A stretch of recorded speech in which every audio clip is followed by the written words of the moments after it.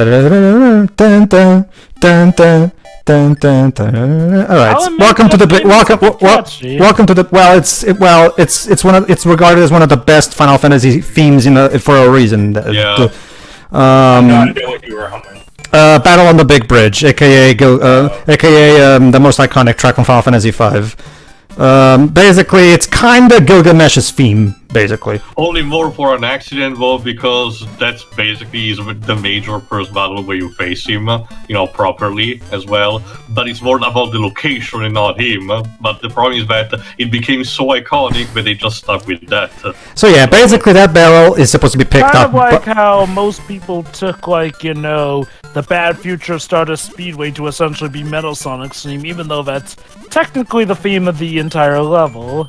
Yes, Major? Basically, there you go. As you can see, the first chest of this world is level is incredibly easy. That battle from earlier, I cannot pick it up because I have yet to get the pick up stuff ability. Wario needs to learn how to pick something up. Because Jova, like we've discussed before, they thought it was a good idea to lock our abilities that we had in the previous game. But I wasn't asking why, I was just pointing out the hilariousness that Wario needs to learn how to pick something up. Yeah. If Wario turned his hand around in that pose he just did then, it would have been considered very rude here in Britain. It reminds me of that pirate game that Angry Joe reviewed way back in his earlier... Risen 2, where you have to learn how to kick. Yeah. I can at the very least understand in Sonic Unleashed because specifically for the light dash only because the light dash has always been an ability that you have to learn throughout the game. But Wario, from the beginning of his first game, he always was able to pick things up as one of his trademark moves. So I don't really care for locking that. If the game had a better justification, like this blocking was due to a magical nature and Wario had to literally beat the people that actually, stored away the powers or something like that. Kind of similar to how Samus has to defeat the Parasite in Metroid Fusion. Honestly, that would feel like a better justification for him, because at the very least, there's a necessity. But here, no, he just find them, he doesn't have them from the beginning, he just find them randomly in treasures. I think a better way to have it be done is, we'll say, because of the mystical nature of this world, some things are maybe too heavy for Wario to carry, so he has to readjust to it. Yeah, essentially. So he just forgot because of Metroid Mania. So yeah, that means honestly, Dez, even with Metroid games, they give more of a reason, silly as it is. Yes, Pedro. So yeah, that bean sampling I got caused beans to grow in specific places, including this level. So again, just let's see what new treasure I can get now, thanks to the new areas I can access. Again, same credit. Again, the idea is exactly this. This is basically the gameplay loop. Get new treasures to open up new areas, and just get treasures and keep getting treasures until you win. Basically. I'll give this game credit. Reuse levels aside, it is still the kind of creativity I do expect from a Wario Land game. Oh, it is. It is. New enemies and environments and whatnot, so I can dig it. Oh, definitely. The developers' creative juices are definitely still running smoothly. It's more so the structure that I have an issue with, not so much everything else. Everything else is basically, the graphics are a huge upgrade, like you guys have said. The music is really good as well. Again, I have absolutely no issue with that. Again, the only real issue I have with this game is its structure, that I don't think is as good as the previous game. Also, that at least Wario doesn't get slammed into a wall in this one. No, instead he had went for a plane crash.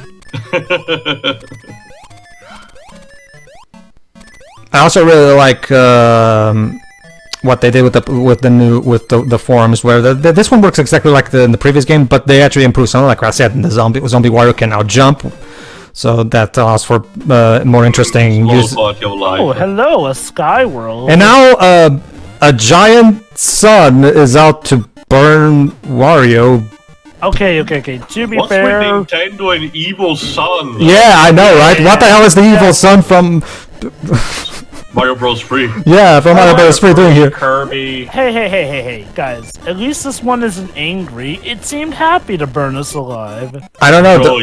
I don't know, Jova. I don't know, Jova. Well, remember, we're immortal, like in Mario Land 2. So. Fortunately, since I took down those blocks, you can easily get back in here, so it's a matter of keep retrying. So basically, just keep jumping. See, he looks happy. Yeah. Although I'll admit, that sun looks like it came right out of a Super Bonk game. I can't wait till Jason Statham plays Bonk in an upcoming movie. Yeah, yeah. As you can probably guess, the sun is annoying as hell. There you Are you go. using a moon jump? Yes. That's because that sun is annoying. To be honest with you, I don't like it. It's annoying. It's frustrating. I don't like the sun, Pedro 2022. Well, You know, he's Oh my god, wait, now, wait, wait, wait, now I wait, can wait, definitely, wait, wait, wait, wait. now I can definitely see what she. Yeah. Okay, Well, actually, I'm going to defend Pedro. He's always up at night. okay, Shiroi, is that you dressed as Pedro in reality? Sure, why not? Sure, sure. Let's go with that. Basically, And I can't believe that she's good at pulling off a I'll be sure- Portuguese accent. I'll be sure to show this to Shiro and tell her. See, now I can nice. now I can relate to you. There you go. The golf mini game is basically always the same thing throughout the entire game. So once you've seen it all. Like, there's not that much to it, to be honest with you. No, wait, I have to do the ultimate test. Pedro, what's your opinion on K-pop? I haven't really listened to much of it, so I don't think I can form a full-blown opinion on the genre. I've only listened to like a couple tracks here and there. I haven't really delved that much into it. Okay, it's not your... How do you know that's not what she wants you to think and that she prepared for a question like I that? should ask Shiri if it's true that they clone the K-pop stars in a lab. Well, she's not fast enough to come up with... well, I was like that. well. She recently told me that K-pop fans are horny as fuck. Yeah, Alright. yeah, I know. Wow. Next. I shudder to ask what you happened to get you to know. Well, no, it came across as a topic of conversation, and Shira was the one who basically. No, anyone who thinks that clearly hasn't met K-pop fans, K-pop fangirls. She means so. Well, on we go. Okay. A vast plain. Yeah, so we got a new treasure from the vast plane, and that treasure didn't really do anything, so I guess we'll have to see if we can find another one. Keep hunting. The pool of rain. Yeah, again, it's that thing that I mentioned before. Again, like I couldn't quite tell if the game wanted me to go to the pool of rain or the vast plain, so I just have to go to both and see. Okay, and there you go. Thanks to the beam, now that earlier jewel rock thing is now up there on the top, and there you go. This, of course, gives me access to the red chest, but we need to find the red key first. So let's see if we can find it. Oh yeah, and I don't think I've explained these coins. The musical note coins are basically a collectible, and as far as I can tell, they don't really do anything. They're just a collectible. Okay. Alright. Alright. What's with the music? And again, the game does the same thing again, where it covers up the holes in the platforms with vegetation. So I don't see the holes, like... Come on, guys. So yeah, Wario stumbled into Vietnam. basically, if you see vegetation around the platform, that means there's probably a hole in there. So jump over it. Like so.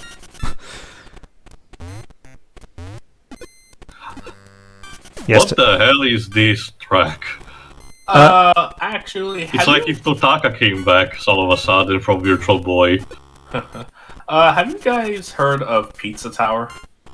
I heard about it. It's supposed to be a spiritual successor to Wario Land in terms of controls and similar, but it's hand-drawn by a particular style. Yeah, it's hand-drawn in the style of Ed, Ed, and Eddie. Which is like the closest comparison I can get because it has very Danny Antonucci energy.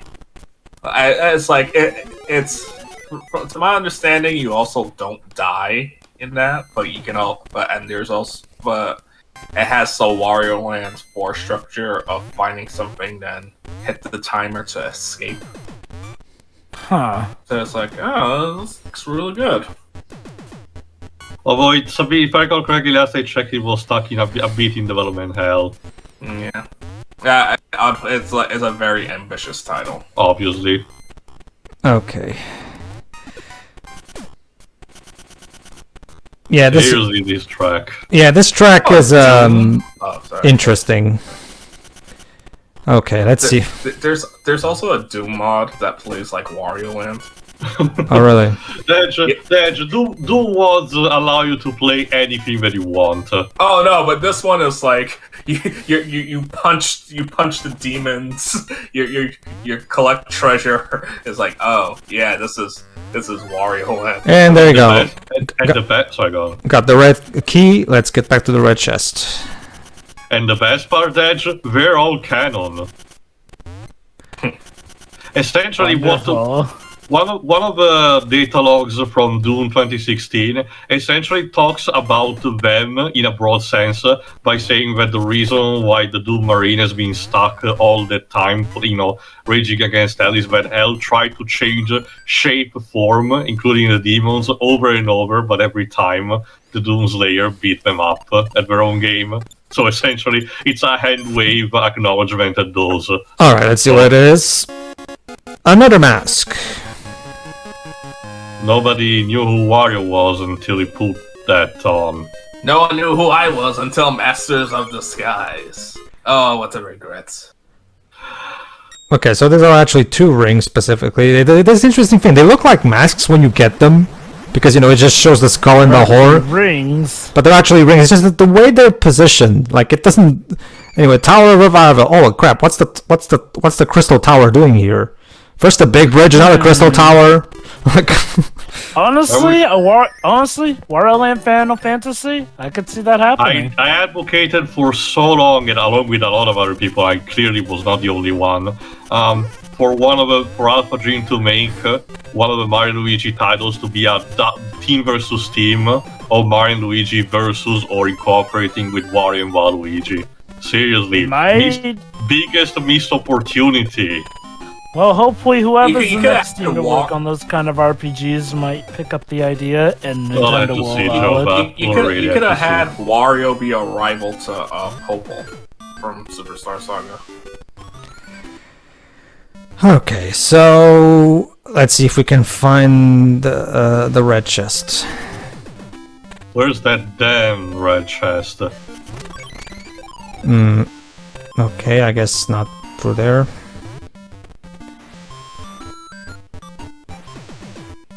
There we are.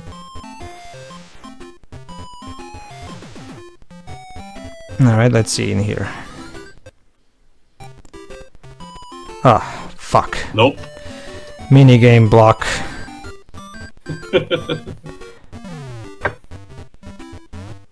Okay, so I guess there's nothing to do here, so we'll get back here later. Also, love the priorities from the dev team. This was a thing also in at least Wario Land 2. But gotta love that they kept the priority of Wario shaking his booty while climbing. Mm-hmm. Gotta animate all those important animations. It's typical 90s cartoon humor, like the whole fat butt thing, Marco's Magic Football had this too. So again, it's really impressive how far in terms of graphics the Game Boy. Sure, this is staying Game Boy Color, obviously, so very hard to begin with. But still impressive how far we went from the first Super Mario Land. Oh yeah, definitely. Well, the Wario Land, the Game Boy Color, Wario Land 3, unlike the previous game, like I said, this one was made only for the Game Boy Color, meaning you can play it on an OG Game Boy. So as a result, the game is able to take full advantage of the platform. Mm-hmm. And as demonstrated by Super Mario Bros. Deluxe, the Game Boy Color is basically a handheld NES, in the same way that the Game Gear was an handheld Master System. So it works exactly on that level. And by this point, by 2000. Developers had mastered 8-bit hardware completely, so it was very easy for the team to just get here and just do something really good looking. Okay, let's see. Okay, so where could the treasure that supposedly is in here for me to get? I mean, remember, I got to the part where the beanstalk was. Yeah, there's a red coin. Yeah. At least. Yes, remember the beanstalk allowed me to climb to those doors that I went through, but there's nothing in there because I have to get the minigame to open up the block, and the other one is a dead end. So, yeah. Nah, so you have to turn into night mode or something? Well, let's see. Oh no, he's shrunk again. no! In here he's just the new drunk theme. basically in here he's just dizzy. They eliminated the drunk thing. I'm guessing they got the feedback from about how they censored Wario Land 2. So they cut that shit to the root. Yeah, basically. So no, this time instead of being drunk, he's just dizzy. Okay, so yeah, yeah, this is also a good showcase for what I'm talking about. Sometimes you'll get into this point where you'll go into a level because you just unlocked a new area for it, but that new area leads to a dead end because you need something else, and it can be a bit frustrating. It's because like I said before, it's because the game doesn't give you any kind of guidance of what will be the recommended next area to go to. You know, because like I just unlocked a new beanstalk in this area, so I'm thinking, okay, cool, that means I should go back there. So because I've unlocked a new area, so that means I can get something there now, right? But no, I go in there and boom, minigame clear block there, meaning I have to find the minigame door. But unfortunately, I can't do that yet because I need to unlock another treasure in another level to unlock that little pot thing that you saw earlier that has supposed to have a snake in there, but I can't do it yet because I have to get another treasure from another level. So this is basically my main issue with Wario Land 3. There you go, here's the beanstalk. And as you can see, I can't get there yet because I don't have the high jump yet. Because, you know, the high jump is now, once again, locked behind the treasure that I have to get. This is my main issue with Wario Land 3. The fact that there's going to be times where the game tells you you've unlocked something new in the level, but then you go in there and you can't do anything because there's another thing you need to get, but the game didn't tell you about it, you know? And you don't even know where that said thing that you need to get past this level is, again. So basically, it becomes kind of a crapshoot at certain points when you're doing a playthrough of this game, you know? It doesn't ruin the game, don't get me wrong, but yeah, it can be a bit frustrating because you can waste quite a bit of time exploring a level thinking there must be some kind of thing I can do, but no, there isn't. I can imagine this could be a prototype kind of case, similar to one of those PSP games that when ported on console make you feel the difference that it might have worked better on the handheld system, you know, because it was specifically designed for you to take pauses in between, just leaving it hanging potentially for a while, you know. But when actually trying to do it on properly, like say on your PC or you know on a similar system, you know, hardware system, you tend to feel like you don't want to, you know, leave it behind. And as a result, the features that were done to make it to keep the experience for being portable, quote unquote, you know, tends to make it drag unnecessarily too long. I don't know, I'm just guessing. Don't get me wrong, I understand that the people who made this game also worked on Metroid. I do. That's the thing. I play Metroid for that kind of stuff, but I play Wario Land for other kinds of stuff, and I feel like I'm not saying necessarily that you can't implement Metroid elements into the Wario Land series. It's just that I feel like let me put it this way. Like Joe was saying earlier, the reason I enjoy Wario Land 4 more than this game, despite this game being the fan favorite for most people, is because Wario Land 4 I feel has a much better idea of what it wants to be. You know. Because it's just a straight-up platformer, and that's it. You know, like it doesn't try to have any kind of Metroidvania elements to it, you know? And I feel like it is all the better for it, because the Wario Land series, up until this point, didn't really do the Metroid structure, but trying to do this here, just... the execution lacks finesse compared to the Metroid, especially because it's one of those things where it's just like, well...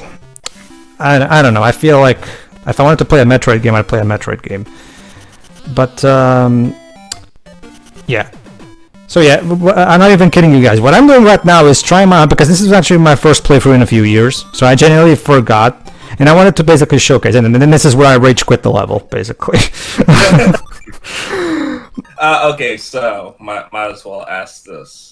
Like we already said that Wave 4 should make a Wario Land game. Well, what if it plays similar to Shantae? Mm-hmm. What do you mean? Because people have said that like Shantae games feel like they play like a spiritual successor to. Yeah, kind of. Kind of, yeah. Even the art design is very similar. So yeah. Would you prefer that? So, Pirate's Curse, however, it's more actually your traditional Metroidvania, complete with a Symphony of the Night map. yeah, that's just one. Well, Shantae in general plays like a Metroidvania. Well, okay, up until like 4 and 5. But Man, a lot of people really said that half GD Hero plays like Mega Man. Is like, no, you're doing the game a disservice. Like, I didn't get the correlation. All right, and we're almost. There we go. Do you have to do this all in one go? No. You just have to get them all lit. You don't necessarily have to get them all in one go. As long as you can do it before you run out of fire, you'll be fine. All right, let's keep it going. Oh, and here's the classic stove from Wario Land 2. Can't forget about that. Yeah, so many Wario Land 2 callbacks. Damn, it's about as iconic as the cap from that Watch Dogs character. Which one? Adam Pierce. Adrian Pierce, that's his name? Yeah, him. Yeah, difference. People probably cared more about that than the character.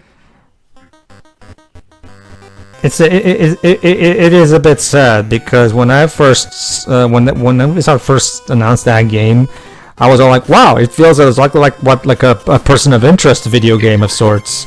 But no, They dropped the. Okay, Ubisoft dropped the ball. Watch Dogs 2 is good. Yeah, I heard Watch Dogs 2 is improvement. I was like, I didn't get the hype like a lot of people were saying. I couldn't particularly care about the protagonist, but at the very least it's an actual functioning video game, unlike the first game.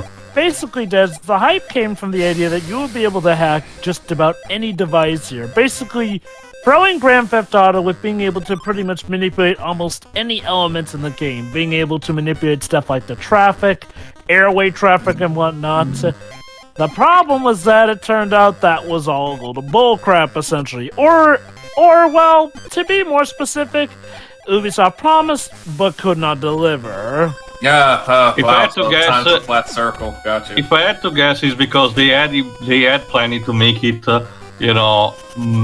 multi-plat to begin with, but also for the older generation. So it's essentially what we got was a downgraded version that just got an upscale on what back then was the new hot hardware. And even then, it broke a console. Okay, actually. Okay. Maverick Muscles hasn't done a what happened of that game yet, but I am willing to bet that what we have is, well, what's kind of being exposed as a running thing with Ubisoft, essentially, here and there, like promising way much, and then something happening in development that makes them go, oh, well, if we change this, people won't notice, and yet people do notice, and Ubisoft are made the laughing stock for it. It's a shame. So, as for Watch Dogs 3, oh boy. Legion. That game had a lot of hype, but from what I've seen, not a lot of cheering when it came out, and I'm not entirely sure why. It's because a lot of factors. One, we were entering like pandemic era, so it was just kind of hard for people to give a crap. No, Dad. What I'm saying is that, well, the reception I've seen to the game hasn't exactly been stellar either. Like, pandemic or not, it seems like Watch Dogs 3 may sadly be a repeat of Watch Dogs 1 in terms of hype versus, Flipper's tail. Which means we can now swim. Nice. But to answer your question, Jova, not really. It was more of a thing that, also similar to Watch Dogs 2, it was okay, but not to the point of, making people talk a lot. And in fact, the DLC that actually has an episode that reunites also the protagonist of 1 and 2, for an adventure, actually is also a good time. So the Pool of Rain. What I mean is go on. Right, so now we can traverse that properly. Big bridge. So basically the game tells me I should use those in those 2 levels. Okay. Indeed. Let's start with the Pool of Rain. I don't want to say that Watch Dogs 3 opened up with disappointment, but it seemed like people were kind of overwhelmed, versus all the hype that game had beforehand. Yeah. Okay, never mind. I don't even remember what my thought process was at the time. Okay, Pool of Rain. Wario got lost. Again. Okay, so yeah. I need my satellite navigation device. So yeah, now that we can swim, we can go in here, and okay, time to enjoy have a current maze of sorts. Again, just like in Virtual Toy Wario Land. Well, this is a typical Wario Land type gimmick. So, okay. Alright, so basically try your best to make good use of the current so you can try to find your way out of this. As usual. Yeah, this is probably one of those things where probably it will be hard for Shiro to play through this because it would probably be hard for her to even tell the direction of the arrows in the current streams, you know? Depends. Anyways, yeah, you were saying, Java? Like, I don't want to act like Watch Dogs 3 was as big a disappointment as Watch Dogs 1, like, because no, that was a stellar disappointment and was just not really a good game, but it seems like Watch Dogs 3 has kind of been like a case where it didn't live up to the hype again, unfortunately. It was also the timing, Jova. By the time it came out, Ubisoft was already in deep trouble. Boss battle. Because of... Sorry. Whoa. Giant rat with bunny ears? I mean... Is that a lizard rat? I don't even... I'm not sure what just happened. Is that what became of the lizard rat from Amazing Spider-Man 1? Sure, why not? There you go. Anyway, We cracked the code. I feel I've been reading too much TMNT lately. oh my god. Anyway, but Tio, again, I'm saying like, well, despite all the other outlaying factors here, Watch Dogs 3 just was not regarded as that good a game, and like from what I've seen of the videos that people record of it, it doesn't look as fun as the E3 footage seemed to suggest it would be. Okay, so the strategy for this boss is you have to avoid those whatever they are because they will projectiles. And then when he throws that thing there you go. Now you have a Goomba here, and you know this is why and there you go. You literally shoulder barge the enemies into him, or they look like Goombas. So I guess it's funny considering the standard book of Captain Syrup looked more like a Waddle Dee. Yeah, that's the thing. This game doesn't seem to even remember Syrup. Like the Waddle Dees are not, the Waddle Dee enemies like Teo said are not here. Again, considering this is a completely new, different world, I can't believe that. Sure. Well, I actually had to ask this question instead, the Java. Yes. Or Deji to an extent. Were there Wario Land enemies in that adventure mode for the 3DS and Wii U version of Super Smash Bros. 4?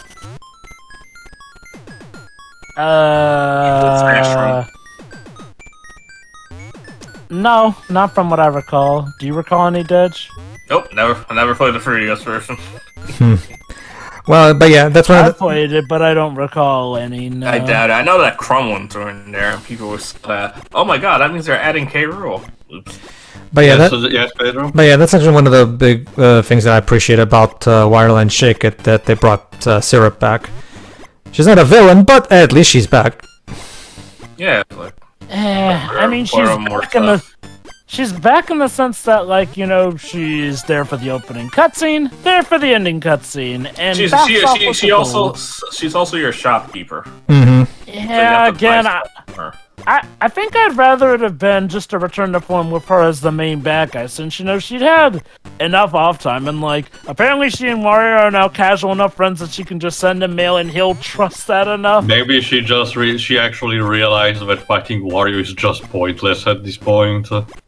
And yet she still steals his money at the end, so he's probably gonna chase after her. Yeah, again. she outsmarts him. She can't fight him head on. I'm genuinely wondering if Goodfield was originally planning on making a sequel, and that would have been the sequel where Syrup is the villain, but they moved on to. But I'm guessing Nintendo didn't greenlight it, and that's why they moved on to Epic Yarn. Maybe, I don't know. Okay.